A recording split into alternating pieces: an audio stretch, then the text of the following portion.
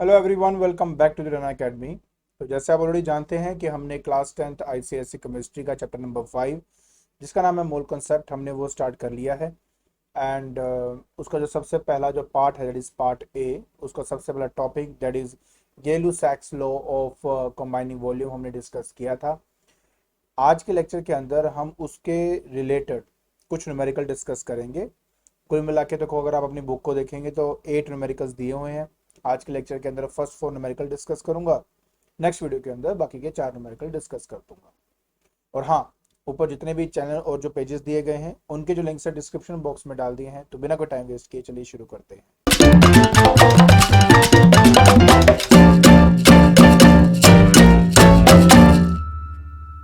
देखिए बेटा, ये आपका सबसे पहला एग्जाम्पल है। इस एग्जाम्पल में बोला गया है कि what volume of oxygen would be required to burn completely 200 ml of acetylene, that is C2H2, and what would be the volume of carbon dioxide formed। तो पहले तो मैं आपको ये बता दूं कि एग्जैक्टली इसमें क्या क्या होता है। सबसे पहले देखिए, मेरे पास है C2H2 जो कि एसिटालीन है। जब हम उसको ऑक्सीजन से रिएक्ट करवाते हैं तो हमें मिलती है कार्बन डाइऑक्साइड, जो कि गैसियस स्टेट के अंदर है। एंड जो सबसे इम्पोर्टेंट बात ये है वो ये है यहाँ पर कि हमें साथ में मिलता है पानी, जो कि लिक्विड फॉर्म के अंदर होता है। अब क्योंकि ये लिक्विड फॉर्म के अंदर है तो हम इसको स्टडी बिल्कुल नहीं करेंगे। तो अब C2H2 plus O2 give CO2, ये भी गैसियस स्टेट के अंदर ही है। तो क्या करूंगा मैं? सबसे पहला स्टेप है बेटा इसको बैलेंस करना। ये सबसे पहला स्टेप होता है। तो यहाँ पे मेरे पास कार्बन जो है वो अगर मैं 2 कर देता हूँ तो ऑक्सीजन 2 और 2 4, एक काम करते हैं, पहले तो ये जो ओड नंबर ऑक्सीजन है इसको सही करते हैं। तो यहाँ 2 कर दिया, ऑक्सीजन 4 हो गया मेरे पास। तो 4 अगर ऑक्सीजन है, 2 ये 2 4 ये, तो यहाँ मैं अगर मैं 2 से मल्टीप्लाई करूँ तो O2 तैयार हो जाएगा। बट फिर हाइड्रोजन भी तो 4 है, तो ये 4 है। तो एक काम करते हैं, पहले इसको सेट करते हैं। अब कार्बन जो है मेरे पास 4 बन गया यहाँ पे। यहाँ पर अगर मैं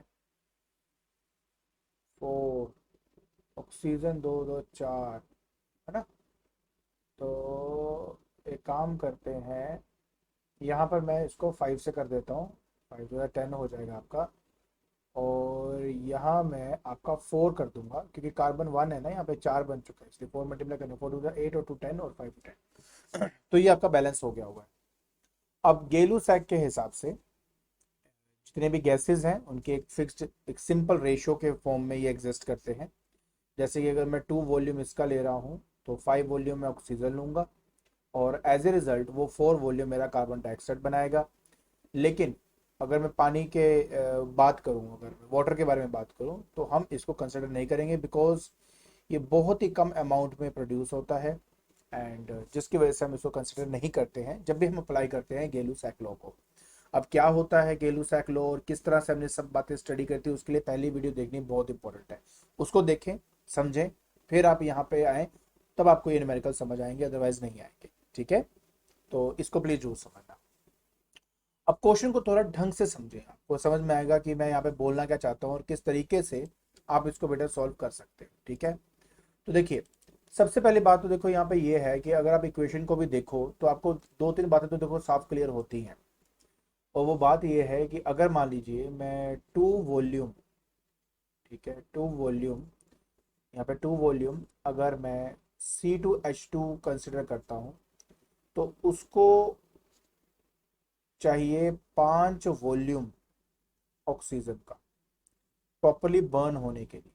सिंपल सी बात बताऊँ आप, तो इसका मतलब ये हो गया कि अगर 1 वॉल्यूम, अब मैं यहाँ पे यूनिटरी मेथड लगाऊंगा, C2H2 का अगर मैं यूज कर रहा हूँ तो उसको चाहिए 5/2 times of the volume of oxygen, volume oxygen का। अब उसने बोला है कि 200 ml आपके पास क्या है, मेरे पास C2H2 है, तो उसको चाहिए होगा 5/2 into 200 ml volume of oxygen, volume of oxygen. तो क्या होगा, ऑब्वियस है ये, सो कटेगा, यहाँ 100 आ गया, 5 × 100 करेंगे तो आ जाएगा 500 ml ऑफ ऑक्सीजन। ठीक है, तो लीजिए आपके पहले पार्ट का आंसर यहाँ पे कंप्लीट हो जाता है। क्लियर।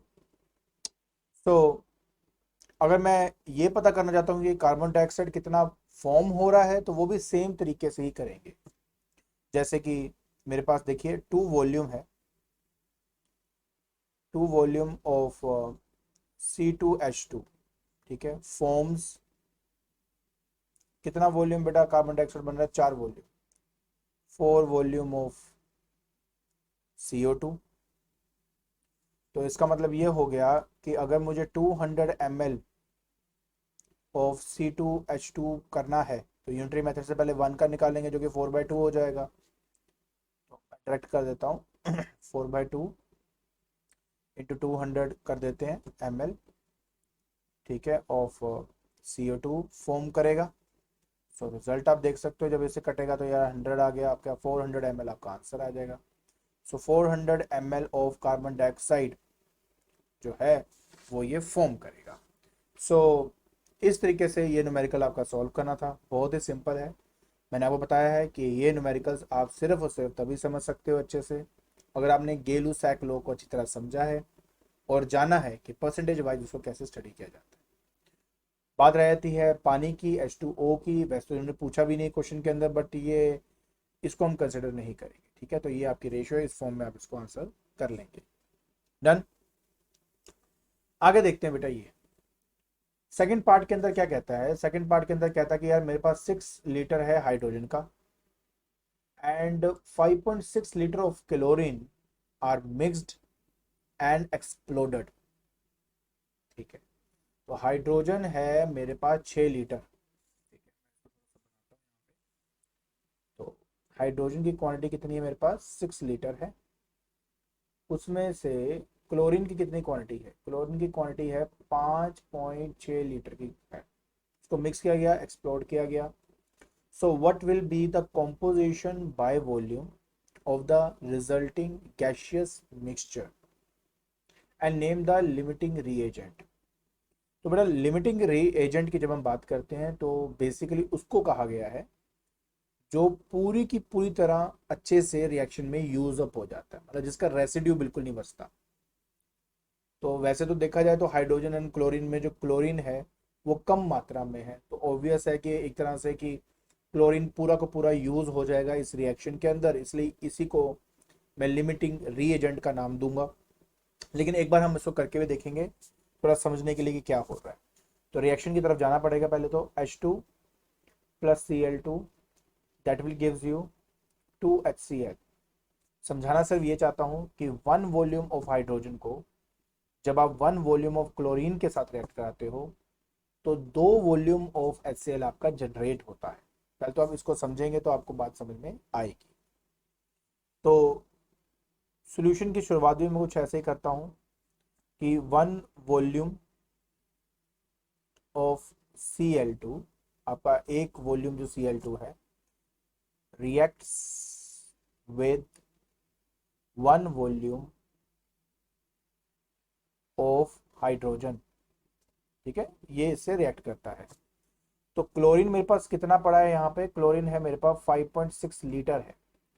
इसका मतलब हुआ कि अगर 5.6 लीटर ऑफ Cl2 लूं तो वो कितने से रिएक्ट करेगा, रिएक्ट करेगा 5.6 लीटर ऑफ हाइड्रोजन के साथ ही, क्योंकि उनका रेशियो है 1:1।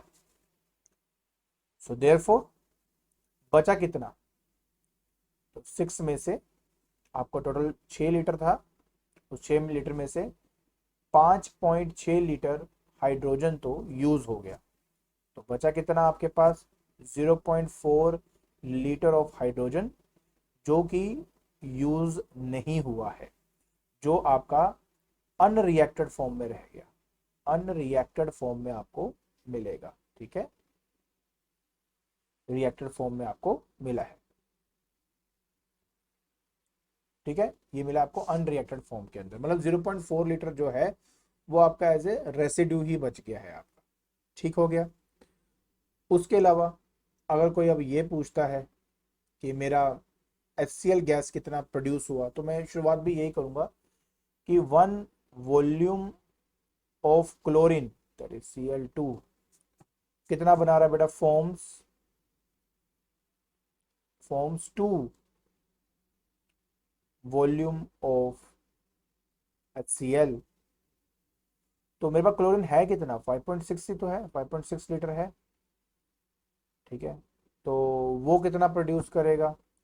अच्छा, अब आपके मन में आएगा सर मैं 6 लीटर क्यों नहीं हाइड्रोजन का ले रहा, क्योंकि उस हाइड्रोजन में 5.6 लीटर का ही सिर्फ इस्तेमाल हो रहा है। बाकी का जो 0.4 लीटर जो हाइड्रोजन है वो अनरिएक्टेड फॉर्म के अंदर है, इसलिए कम वैल्यू को लेना है, 5.6 लीटर को लेके ऑफ Cl2 फॉर्म्स। ठीक है, क्या बनाएगा बेटा आपको, forms 2 × 5.6 that is 11.2 litre of HCl। तो इस तरीके से आप अपना ये जो सेकंड न्यूमेरिकल है इसको आप सॉल्व करेंगे। हाँ, नेम द लिमिटिंग रीएजेंट, तो क्लोरीन क्योंकि पूरा का पूरा यूज हुआ है, so chlorine is the limiting reagent. तो इस तरीके से बातों को समझो स्टेप बाय स्टेप, और आपको ये चीजें अच्छी तरह समझ में आ जाएगी। सो देखिए, अब हम बात करेंगे न्यूमेरिकल नंबर 3 की। आप न्यूमेरिकल नंबर 3 को करने से पहले हम इसके क्वेश्चन को अच्छे से रीड कर ले। कहते हैं what volume of propane is burnt for every 100 centimetre cube of oxygen in the reaction. अब जब मैं रिएक्शन को देख रहा हूं तो रिएक्शन देखिए आपका बैलेंस्ड ही है। अब इसके अंदर इसका जो एक वॉल्यूम अगर मेरे पास प्रोपेन का है, तो 5 वॉल्यूम ऑक्सीजन के लिए जा रहे हैं, जैसे 3 वॉल्यूम आपका कार्बन डाइऑक्साइड जो है वो प्रोड्यूस हो रहा है। सो बेसिकली अगर मैं बात करूं तो प्रोपेन और ऑक्सीजन की जो रेशियो है वो 1:5 आपकी ली हुई है। सो वॉल्यूम ऑफ प्रोपेन, ठीक है, burned for every 5 volume of oxygen is equal to 1 volume, मतलब 5 वॉल्यूम ऑक्सीजन का यूज होता है 1 वॉल्यूम ऑफ प्रोपेन से रिएक्ट करने के लिए। So for 1 volume of oxygen कितना हो जाएगा, that will be 1/5 volume of propane. और क्योंकि 100 सेंटीमीटर क्यूब बोला गया है ऑक्सीजन, तो यहाँ पे मैं 1/5 इंटू 100 सेंटीमीटर क्यूब कर देता हूँ, तो आंसर आ जाएगा 20 सेंटीमीटर क्यूब ऑफ प्रोपेन। तो लीजिए, ये आपका सॉल्व हो गया। तो बस इस तरीके से आपने इसको सॉल्व करना था। मैंने आपको पहले भी कहा है बेटा कि ये बहुत ही ज़्यादा आपके सिंपल न्यूमेरिकल्स होते हैं, पर फिर भी इनको ढंग से एक बार अच्छे से समझना होता है, तभी आप ये कर सकते हो। ठीक है, चलिए अब आपको लेके चलता हूँ आपके नेक्स्ट न्यूमेरिकल की तरफ। अब इस पर्टिकुलर न्यूमेरिकल को पहले ध्यान से समझना, तभी आप ये सॉल्व कर पाएंगे। ठीक है, देखिए क्या कहता है। एग्जाम्पल नंबर 4 में कहता है कि 80 centimetre cube of methane is mixed with 200 centimetre cube of pure oxygen at room temperature and pressure. The mixture is then ignited when it burns as illustrated by the equation। तो ये equation आपको already दी हुई है, CH4 जो कि methane है आपका, 2O2 मतलब ऑक्सीजन, CO2 कार्बन डाइऑक्साइड जो गैस फॉर्म में, और देखो H2 के साथ ब्रैकेट में L लिखा हुआ है। तो क्या बताया था, अगर ये आपको L दिया हुआ है इसका मतलब है आप इसको कंसिडर नहीं करोगे। ठीक है, कहते calculate the composition of the resulting mixture if it is cooled to initial room temperature and pressure. देखिए, सबसे पहली बात इसको करेंगे स्टेप बाय स्टेप, तभी आपसे होगा, और 2 पार्ट्स में होगा। कैसे देखते हैं, करके दिखाता हूँ आपको, इसका सोल्यूशन करके दिखाता हूँ कैसे करेंगे। सबसे पहले आपको मैं ये बता दूं पहले तो मैं इसको लिख देता हूँ दोबारा ताकि तो आपको समझाना थोड़ा आसान हो जाए। 2O2 gives CO2 plus 2H2O। तो वन वॉल्यूम अगर मैं मीथेन का ले रहा हूँ तो उसको रिएक्ट कराना पड़ रहा है 2 वॉल्यूम ऑफ ऑक्सीजन के साथ, जिससे मेरे पास 1 volume of carbon dioxide create हो रहा है। बट ये बिल्कुल भी क्रिएट नहीं होगा, तो नील बहुत ही कम अमाउंट में प्रोड्यूस होता है, इसलिए नील यहाँ पे नील लिख देते हैं। रीजन मैं बता चुका हूँ आपको ऑलरेडी, क्योंकि गैसेस के अंदर अगर मॉलिक्यूल्स के बीच में इंटरेक्शन इतनी वीक होती है कि आप हल्का सा भी टेम्परेचर चेंज करते हो तो उसमें वॉल्यूम एक्सपेंशन आ जाती है, बट इसमें ऐसा कुछ भी नहीं होगा। तो ये बात थोड़ा समझने की कोशिश करें। और जब भी लिक्विड लिखा आए तो उसके लिए नीचे नील लिख दिया करो, मतलब उसको आप स्टडी नहीं करो, मतलब निग्लिजिबल लिख सकते हो, नील लिख सकते हो, जो भी आपको ठीक लगता है। ठीक है, अब हम इस एक्सप्रेशन के साथ चलेंगे क्या क्या बोल रहा है। तो पहला एक्सप्रेशन क्या होगा? पहला एक्सप्रेशन ये है बेटा कि मेरे पास जो 1 वॉल्यूम ऑफ मीथेन है दैट एक्चुअली रिक्वायर्स या फिर requires 2 volume of oxygen, right? पता लगता है ये। तो मेरे को 80 सेंटीमीटर क्यूब वॉल्यूम दिया हुआ है, तो 80 centimetre cube of methane requires 80 centimetre cube, क्योंकि उसका दुगना होता है ना, तो इंटू 2, मतलब 160 सेंटीमीटर क्यूब ऑफ ऑक्सीजन,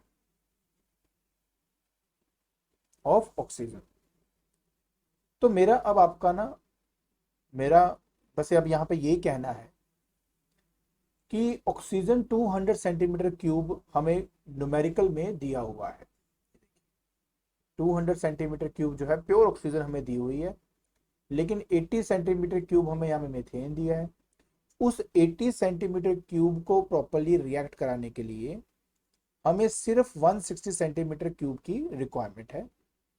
तो रेस्ट जो आपका 40 सेंटीमीटर क्यूब आपका जो रह गया है, जिसको सब्ट्रैक्ट करेंगे तो 40 सेंटीमीटर क्यूब बनता है ना, वो एक्चुअली किसी के साथ रिएक्ट नहीं होता, वो एक तरह से रेसिड्यू है जो बच जाता है आफ्टर रिएक्शन। तो इसने कहा है कि जितने भी कॉम्पोजिशन है मिक्सचर का वो सब बताओ। तो उन मिक्सचर में आपको लगता होगा कि सर इसमें तो कार्बन डाइऑक्साइड और पानी ही है, लेकिन नहीं। अब इसके अंदर जो ऑक्सीजन रिएक्ट नहीं हुई वो भी तो आफ्टर रिएक्शन बच रही है ना, तो उसको भी मेंशन करना पड़ेगा। इस बात को समझना है कि क्या चीज करनी है और क्या चीज हमें नहीं करनी है। ठीक है जी, चलिए आगे चलते हैं। ये तो हमने अभी बात करी है किसकी, ऑक्सीजन कितना यूज हुआ। अब इसी मीथेन का इस्तेमाल करके मेरा जो कार्बन डाइऑक्साइड है वो कितना बन रहा है वो देख लेते हैं। तो सेम तरीके से मैं इसको कर सकता हूँ कि 1 वॉल्यूम ऑफ मीथेन, ठीक है, प्रोड्यूसेस 1 वॉल्यूम ऑफ क्या है, कार्बन डाइऑक्साइड। ठीक है, सो 80 centimetre cube of methane produce करेगी 80 centimetre cube of carbon dioxide. ठीक है जी, फाइनली डन। चलिए अब हिसाब किताब देते हैं कि आफ्टर रिएक्शन मेरे पास क्या क्या बचा। पहले हम बात करते हैं मीथेन की। तो देखिए मीथेन जो है वो 80 सेंटीमीटर क्यूब पूरी तरह यूज हो जाता है, इसलिए आफ्टर रिएक्शन वो बिल्कुल भी नहीं बचेगा। 80 सेंटीमीटर क्यूब था और 80 सेंटीमीटर क्यूब ही यूज हो गया, तो एज ए रिजल्ट लास्ट में आपके पास कुछ भी मीथेन नहीं बचेगा। सेकेंड पॉइंट, ऑक्सीजन की बात करते हैं। जब मैं ऑक्सीजन की बात करता हूं तो ऑक्सीजन में एक 160 यूज हो जाता है 200 में जो दिया है, तो 200 माइनस 160 करेंगे तो 40 सेंटीमीटर क्यूब उसमें ऑक्सीजन पाई जाएगी। ठीक है, थर्ड पार्ट की बात करते हैं। What about carbon dioxide? Carbon dioxide तो आपको पता ही है कि प्रोड्यूस हो रहा है, कितना प्रोड्यूस हो रहा है, वो 80 सेंटीमीटर क्यूब ही आपका प्रोड्यूस हो रहा है, तो ये बचेगा। तो मतलब कार्बन डाइऑक्साइड 80 सेंटीमीटर क्यूब होगा, ऑक्सीजन जो है वो 40 सेंटीमीटर क्यूब आपको मिल जाएगा। और बात करते हैं पानी की, वाटर की, तो मैं आपको ऑलरेडी बता चुका हूँ बेटा, निग्लिजिबल है। बनता ही बहुत कम है, इतना कम बनता है कि हम इसको निग्लिजिबल मान लेते हैं, निग्लिजिबल। ये बेटा आपका रिक्वायर्ड आंसर हो गया। आई होप आपको गेलू सैक लो और उसके रिलेटेड ये 4 न्यूमेरिकल अच्छी तरह समझ में आ गए होंगे। ठीक है, तो आज के लेक्चर के अंदर हमने गेलू सैक के रिलेटेड 4 न्यूमेरिकल डिस्कस किए, और नेक्स्ट लेक्चर के अंदर मैं बाकी के 4 भी आपके डिस्कस कर दूंगा। और हाँ, अगर आपको मेरी वीडियो पसंद आ रही है तो please like it, share it and subscribe it. आज के लिए बस इतना ही। Thank you so much.